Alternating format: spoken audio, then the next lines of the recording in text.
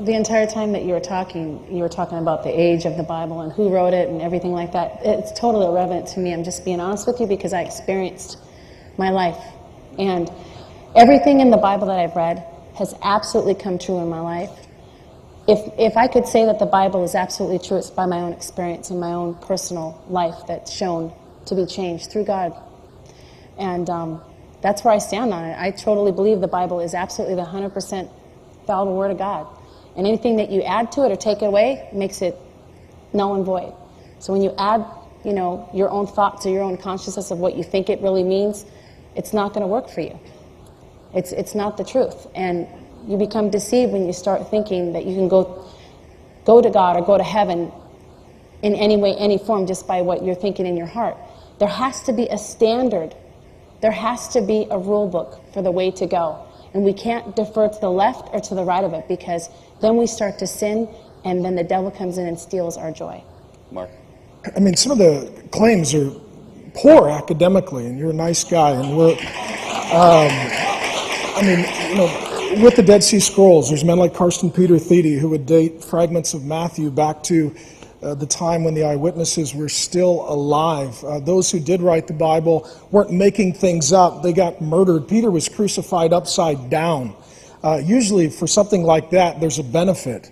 You don't tell that kind of lie. For Jesus' own mother to worship him, his own brothers to worship him, his own brother to suffer as a pastor, to say, this is what people made up. Do you really think that people got together and said, let's create a religion in which there's only one way to heaven, we're all sinners, and hell's hot, and forever's a long time, and actually voted on that, and this is what we ended up with? I mean, were it invented, I think we would end up with something totally different, like salvation by eating chicken wings and napping, That's what I would have voted for. The scripture says the letter or literal kills. That's where we get the word literal from letter. Spirit gives life. I take the Bible very seriously, just not literally. Now, if you want to be really strict, you're not supposed to wear expensive clothes or jewelry. That's not true. Well, according to the New Testament, no. But it's not true. She might have shopped on sale. You're judging. Oh, no, I'm not saying that. I didn't literally. I've said this to many great. I've hosted conferences with Christians for 40 and 50,000 people there every year for 15 years. And we dress, women wear pearls and gold and braided hair. So, but the New Testament says that a woman should not wear braided hair. All right, one question. No. That's the literal. The part where it says Jesus got out of the grave, yes or no? Yes. So does what? Does the Bible say that he rose from death? Do you believe sir. that? Yes. And you have a problem with the devil and not the resurrection? No. Here's where I am. Here's where I am. The resurrection is very powerful to our faith. Nobody can prove it. I've been to the garden tomb. I've wept seeing the empty tomb. But I can't prove it. I believe that because I want to believe it. I don't think I have to believe it for it to have happened or not happened. I've been taught to believe it. I don't know how not to, So so when a Christian goes to the Garden tomb and the Catholics go to the Church of the Holy Sepulchre and they argue, as they were fighting over there the other day about where Jesus was buried, there's a lot of misinformation in that. But all right, Deepak, go deep. I have a suspicion that Deepak has something to say. All I have to say is belief is a cover-up for insecurity. All belief is a cover-up for insecurity. If I asked you, do you believe in electricity, you would say that's ridiculous. If I asked you, do you believe in gravity or electromagnetism, you would say that's a stupid question. If something is real, you don't have to believe in it. You should be able to experience it. And the most fervent believers in the world are the cause of all the problems in the world right now. Okay? But Deepak, Annie has said repeatedly that she did experience her. Say that? Annie has said repeatedly that she did experience Well, then I don't deny her experience for her. And I had one too. And I have one too. But if you ask me, do you believe in the literal resurrection? Do you believe in the literal virgin birth? So, good for them. And bad for you. Right?